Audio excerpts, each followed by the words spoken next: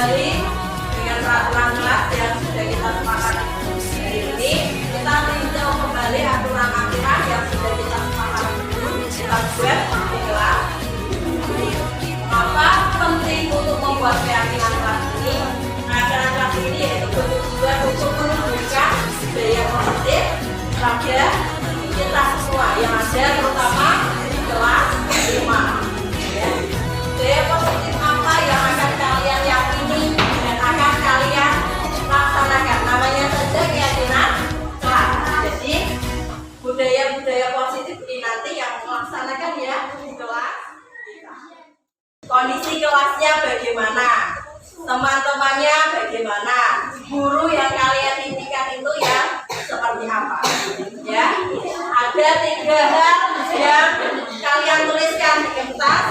Ya, yang pertama, kondisi kelasnya. Ya, pembelajarannya seperti apa? Kemudian teman-temannya. Teman-temanmu, kamu pengen teman-teman yang bagaimana?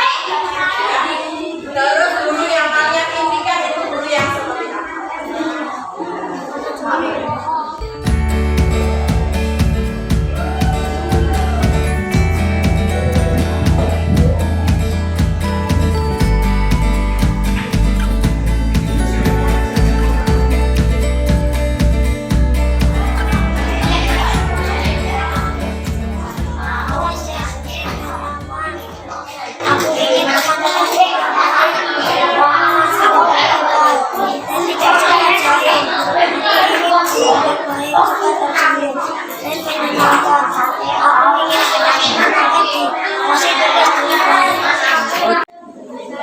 Kelas yang bersih dan nyaman, teman-teman yang ramah dan tidak bertengkar, teman-teman yang bersifat positif, guru yang ramah dan selalu menyayangi murid-muridnya, pelajarannya yang aktif, teman yang selalu berbaris rapi. Selanjutnya, menurut kalian apa yang harus kita lakukan untuk mencapai kelas impian? Nah, kamu tadi sudah menginginkan kelas yang seperti itu. Kira-kira bagaimana cara mencapainya menurutmu sendiri? Untuk meraih impian kamu, misalnya tadi, nah ini kelas yang nyaman dan tentram. Ya, kelasnya itu nyaman dan tentram, apa yang harus kita lakukan? Ya, seperti itu. Misalnya, ya, membersihkan kelas dengan baik.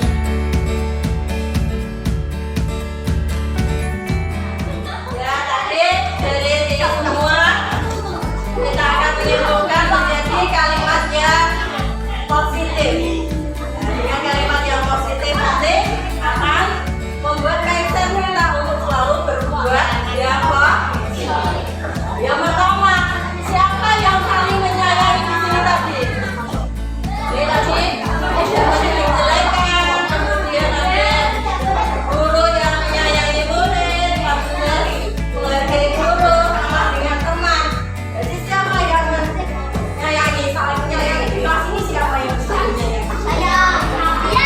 Lihat saja. Jadi lihat saya lihat kami guru dan murid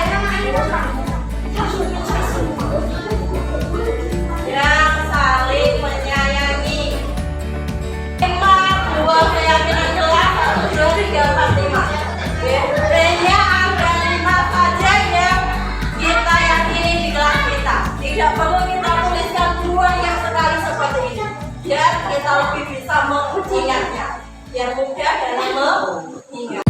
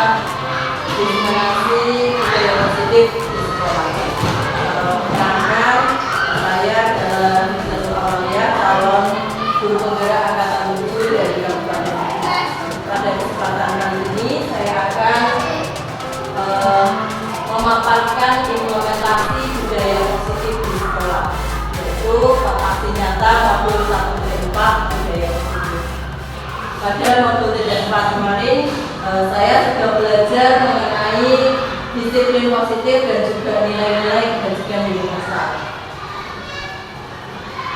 Yang pertama, sebelum kita melakukan diskusi kali ini, di sini ada pertanyaan normatif. Apakah Bapak Ibu setuju dengan pernyataan berikut? Yang pertama, hukuman dapat mendisiplinkan murid. Apakah Bapak Ibu setuju apabila hukuman itu bisa mendisiplinkan murid? Ya, begitu ya. Nah, yang kedua, pemberian hukuman dengan hal positif seperti membaca atau membersihkan halaman sekolah dapat meningkatkan disiplin murid. Yang kedua, apakah Bapak Ibu setuju dengan pernyataan ini? Kemudian yang ketiga, memberikan penghargaan dan meningkatkan motivasi belajar siswa. Ya, setuju.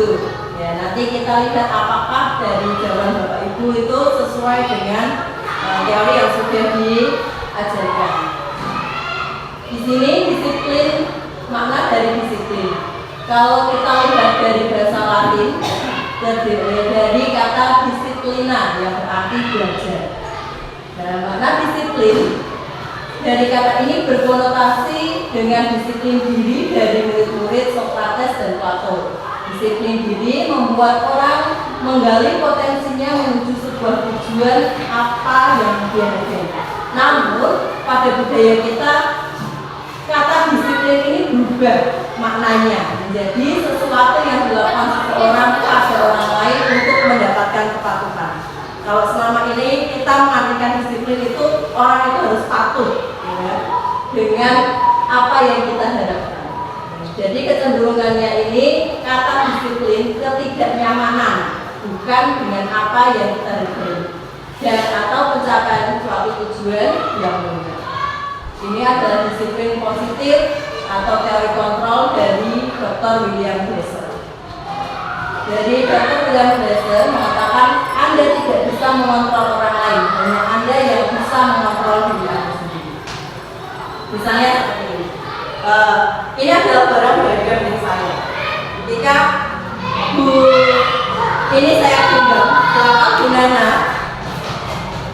rebut benda ini dari saya dengan mau mengatakan kasar ataupun sebaliknya, atau merayu sampai saya mau melepaskan.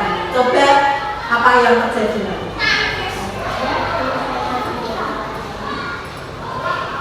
Ini punya saya yang paling berharga. Apakah saya langsung memberikan kepada Bu Nana walaupun dia mau meminjamnya? Nah, jadi tidak semudah itu. Jadi kita itu memiliki kontrol atas diri kita sendiri. Tidak, walaupun orang lain meminta kepada kita, kita tidak akan dengan semudah itu memberikannya.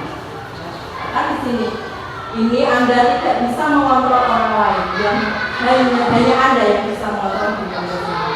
Makna disiplin ini belajar kontrol diri dengan menggali potensi kita agar mencapai tujuan yang mulia. Kemudian semua perilaku memiliki tujuan. Semua yang dilakukan oleh anak didik kita itu pasti memiliki tujuan. Dari motivasi itu untuk menghindari hukuman. Hanya mereka berbuat baik kadang karena tidak mau dihukum. Daripada saya kena hukuman, jadi dia melakukannya. Jadi lebih terpaksa. Kemudian untuk mendapatkan imbalan, dia untuk menghargai diri sendiri, dia menggunakan nilai-nilai kebajikan universal dan juga ada keyakinan kelas. Keyakinan kelas ini lebih mendalami dari peraturan-peraturan yang ada di kelas. Kemudian model berpikir menang-menang, kolaborasi dan konsensus. Di sini posisi guru itu ada 5 posisi kontrol yang biasa kita lakukan, terutama saya sendiri itu masih berada di penghukum dan membuat rasa bersalah. Kalau ada anak yang melakukan kesalahan, biasanya kita atau saya sendiri itu lebih menghukum. Saya ada yang tidak mengerjakan PR, saya suruh menulis 10 kali, itu maksudnya adalah hukuman. Kemudian posisi teman atau pemantau. Nah, teman itu bahasanya lebih lembut, menangani anak itu dengan kata-kata yang lebih lembut. Ya untuk ini kebutuhan dasar manusia, kebutuhan hidup, kemudian untuk penguasaan, kasih sayang, dia ingin disayangi. Nah, misalnya anak itu kok sering sekali melakukan kesalahan. Oh ternyata setelah kita telisik di rumah dia kurang kasih sayang. Dan nilai-nilai kebajikan universal ini adalah sifat positif manusia yang merupakan tujuan mulia yang ingin dicapai oleh individu. Sesuai dengan Dr. William Glasser tadi, setiap perilaku atau perbuatan itu memiliki suatu tujuan. Kalau di sekarang kita di sekolah ada yang namanya profil pelajar Pancasila, merdeka. Ini adalah nilai kebajikan yang diharapkan ada dalam diri anak-anak kita. Itu beriman, bertakwa, mandiri, kritis. Bapak Ibu guru semuanya sudah mengetahui ada 6 dimensi dari profil pelajar Pancasila. Dan ini motivasi, hukuman dan penghargaan, juga restitusi. Merdeka. Merdeka, kalau menurut Bapak Ibu, merdeka itu seperti apa? Apakah merdeka bebas segalanya? Kalau di sini dari Ki Hajar Dewantara mengatakan merdeka itu artinya tidak hanya terlepas dari perintah, akan tetapi juga cakap buat memerintah diri sendiri. Jadi pemilihan dari Ki Hajar Dewantara itu Bapak Pendidikan Atas. Kemudian dihukum oleh penghargaan. Penghargaan kok malah dihukum, maksudnya bagaimana? Penghargaan itu bisa juga menurunkan kualitas, bisa juga penghargaan itu menurunkan kreativitas, bisa juga penghargaan mengurangi motivasi individu. Di sini penghargaan menghukum mereka yang tidak mendapatkan penghargaan. Dan kita maksa ketika biasanya kita menggunakan rankingan ya, di akhir semester kedua naik kelas kita membuat ranking. Di sini anak-anak yang tidak mendapatkan ranking atau mendapatkan ranking kedua, mereka akan merasa dihukum. Aku kok gak untuk ranking? Saya kok hanya dapat ranking 2, ranking 3, ranking 10 dan sebagainya. Mereka merasa kurang berhasil. Maka penghargaan ranking itu akan mereka anggap sebagai suatu hukuman. Ini adalah hukuman atau konsekuensi kegiatan-kegiatan atau tindakan guru yang selama ini mungkin beberapa dari kita atau dari saya sendiri pernah melakukan. Yang pertama, mencatat 100 kali di buku, saya tidak akan terlambat. Ini adalah sebuah hukuman. Karena kan kita lambat, kenapa kok buku disuruh mencatat 1000 kali? Kan tidak ada sinkronnya, tidak sinkron. Kemudian lari mengelilingi lapangan 2 kali karena terlambat hadir. Ini juga suatu hukuman. Murid diminta push up karena tidak menggunakan masker. Padahal tidak menggunakan masker, kok malah disuruh push up. Menggantikan kertas tugas teman yang telah dicoret-coret. Ini adalah konsekuensinya. Kalau kamu mencoret-coret merusak barang milik orang lain, maka kita harus mengganti. Membersihkan tumpahan air di atas meja karena tersenggol pada saat belajar. Konsekuensi, murid disuruh mengenakan sepatu seharian karena tidak mengenakan sepatu hitam. Ini adalah sebuah hukuman. Dan lari mengelilingi lapangan 2 kali karena terlambat 10 menit pelajaran MJOK. Ini konsekuensi. Kenapa? Ini kan lari, kenapa kok masuknya ke dalam konsekuensi? Karena ini pelajarannya adalah MJOK. Ya. Di sini Bapak Ibu pasti sudah pernah melakukan, tapi mungkin kurang memahami dari makna dari hukuman apa itu restitusi. Restitusi adalah proses menciptakan kondisi bagi murid untuk memperbaiki kesalahan mereka, sehingga mereka bisa kembali pada kelompok mereka dengan karakter yang lebih kuat. Jadi dari dalam diri anaknya lebih ke motivasi intrinsik.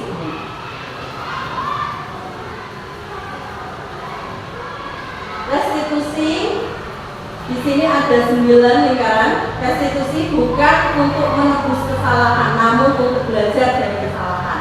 Kemudian restitusi memperbaiki hubungan.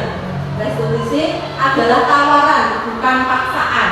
Kita menawarkan kepada anak apa yang bisa mereka lakukan untuk mengganti kesalahan mereka. Kemudian restitusi menuntun untuk melihat ke dalam diri, dan juga restitusi mencari kebutuhan dasar yang mendasari tindakan. Apa yang mendasari tindakan mereka? Kenapa mereka melakukan kesalahan tersebut? Jadi restitusi diri adalah cara yang paling baik. Restitusi fokus pada karakter, bukan tindakan. Jadi di sini lebih difokuskan kepada karakter yang akan timbul dalam diri anak itu. Restitusi menggunakan menguatkan dan fokus pada solusinya, solusi yang bisa mereka berikan. Dan restitusi mengembalikan murid yang berbuat salah pada kelompoknya, biar mereka berada pada jalannya yang benar. Untuk keyakinan kelas, mengapa tidak peraturan saja? Mengapa harus keyakinan kelas?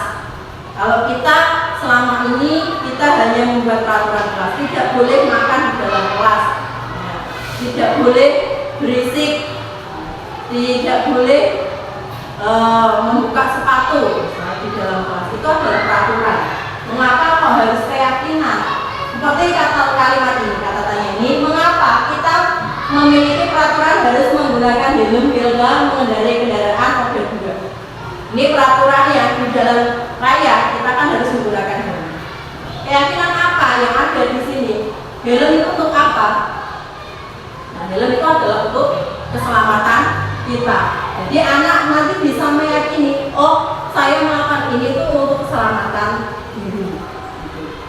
Jadi mengapa keyakinan kelas? Ini peraturan kelas ini berada di sini. Kemudian naik kembali menjadi keyakinan kelas. Kemudian lingkungan yang positif, lingkungan yang positif dan juga budaya positif. Kalau kita peraturan kelas itu dengan kata-kata biasanya jangan, dengan tidak. Tapi kalau keyakinan kelas kita membuatnya menjadi lebih positif. Nah, jangan berlari-larian, kita rubah jalan pelan-pelan. Jangan berisik, tidak boleh mengobrol di dalam kelas. Kita rubah menjadi saling menghormati. Itu adalah keyakinan kelas. Ini adalah bedanya. Dilarang mengganggu orang lain, jadi menghormati orang lain, berkomitmen. Jadi di sekolah 15 menit. Kenapa kok jadi 15 menit? Biar tidak, kalau bahasa Jawanya itu kesusu. Nah, sehingga keselamatan ini untuk menghormati orang lain. Kemudian dilarang melakukan kekerasan, melatih untuk bersabar, menghormati orang lain. Nah, kalau dari sini kita lihat, ini lebih ke karakternya. Untuk keyakinan kelas itu untuk lebih ke karakter dari anak. Ini adalah contoh dari kesepakatan kelas atau keyakinan kelas yang sekarang kita sebutnya dengan keyakinan kelas. Saya membuang sampah pada tempatnya, menjadi mencintai lingkungan. Lebih umum. Kalau peraturan biasanya banyak sekali. Kalau di keyakinan kelas tidak perlu banyak-banyak. Hanya misalnya 4 atau 5, 6 saja seperti ini. Nah, saya menghormati semua orang dan barang miliknya, menghormati dan menghargai orang lain. Saya melaksanakan segala pekerjaan, berarti bertanggung jawab. Saya berbicara dengan sopan dan jujur, sopan dan jujur. Saya bijak bersikap, ini bersikap bijak dan sabar. Ini. Kemudian tadi posisi kontrol sudah, ada penghukum, kemudian membuat merasa bersalah, penghukum nada suara tinggi, bahasa tubuh mata melotot, biasanya dengan marah-marah, jari menunjuk-nunjuk dan menghardik, terlambat lagi, pasti terlambat lagi, selalu datang terlambat. Ini tanyakan kepada diri Anda, bagaimana perasaan murid bila guru berbicara seperti itu. Ketika kita dimarah-marahin, apa yang kita rasakan? Ini hasilnya itu kemungkinan murid akan marah, dendam kepada kita, atau bersifat agresif, malah mereka menolak, sering membuat kesalahan-kesalahan kembali. Ini untuk membuat merasa bersalah, nada suaranya memelas, halus, sedih, bahasa tubuh merapat kepada anak. Kemudian hasilnya murid akan merasa bersalah, salah telah mengecewakan guru atau bapak ibu. Karena mereka melakukan sesuatu itu karena mereka merasa bersalah. Dan teman, nada suaranya ramah, akrab, bercanda. Ini bercanda ini adalah ciri dari memposisikan kita sebagai teman dari siswa kita. Hasilnya murid akan merasa senang dan akrab dengan guru. Ini termasuk dampak yang positif, hanya saja di sisi negatifnya murid menjadi tergantung pada guru tersebut karena merasa seperti temannya sendiri. Jadi kadang malah disepelekan oleh siswanya. Untuk pemantau, nada suara datar dan satu tubuh yang formal. Contohnya, Abi, tahukah kamu jam berapa kita memulai? Tahu Pak, kamu terlambat 15 menit. Apakah kamu sudah mengerti konsekuensinya? Ini mengajak bicara anak. Hasilnya apa? Murid memahami konsekuensi yang harus dijalankan. Untuk manajer, nada suara tulus, bahasa tubuh tidak kaku dan mendekat kepada murid.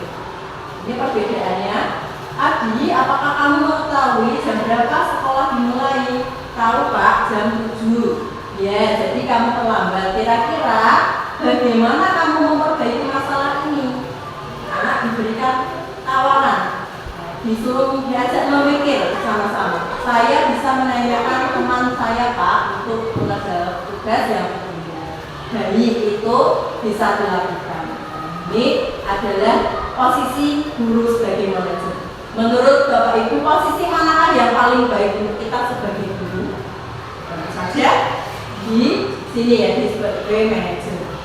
Karena dengan ini fokus ada pada murid, bukan untuk membagian guru atau orang tua. Murid sudah mengetahui adanya suatu masalah, mereka tahu kesalahan mereka dan suatu perlu terjadi. Bila guru mengambil posisi pemantau, guru akan melihat apa konsekuensinya, apa peraturannya. Namun pada posisi manajer, guru akan mengembalikan tanggung jawab pada murid untuk mencari jalan keluar permasalahannya. Jadi mereka sendiri yang membuat jalan keluarnya. Ini perbedaannya, bisa Bapak Ibu lihat dari kata-katanya, kemudian dari perilakunya, hasil tadi sudah saya jelaskan juga. Ini siapa yang mengatakan kalau saya kecewa sekali dengan kamu? Itu kita membuat mereka merasa kesal. Kamu tidak pernah benar melakukannya. Mereka akan merasa terhubung. Ayolah, lakukan demi Bapak Ibu. Ini adalah teman. Apakah kamu mau mendapatkan stiker bintang hari ini? Ini sebagai pemantau, ini biasanya untuk anak-anak TK. Ya. Bagaimana kamu bisa menyelesaikan masalah ini? Nah, ini adalah manajer, mereka disuruh mencari jalan keluar. Ini untuk segitiga restitusi apabila anak melakukan sebuah kesalahan. Yang pertama adalah menstabilkan identitas, kemudian validasi tindakan yang salah, dan menanyakan keyakinan kelas. Menstabilkan identitas. Nah, ini adakah cara yang lebih efektif untuk mendapatkan atau apa yang kamu butuhkan? Ya, kamu tentu punya alasan mengapa melakukan itu. Ini adalah validasi tindakan. Untuk keyakinan kelas apa yang telah kita sepakati? Tadi di dalam kelas kalau kita buat setelah peraturan tadi ada keyakinan kelas, kita bisa menanyakan kepada bagian terakhir adalah refleksi. Nah, ini Bapak Ibu bisa menuliskan pengalaman yang Bapak ikuti setelah pembelajaran hari ini berupa apa, kemudian pelajaran yang didapatkan dan perasaan yang telah mengikuti pembelajaran hari ini. Ini bentuk refleksi diri kita setelah kita mempelajari sesuatu. Ini dari saya cukupkan sekian. Terima kasih kepada Bapak Ibu guru semua yang telah hadir dalam diseminasi praktik baik untuk budaya positif di sekolah kita. Saya akhiri sekian. Wassalamualaikum warahmatullahi wabarakatuh.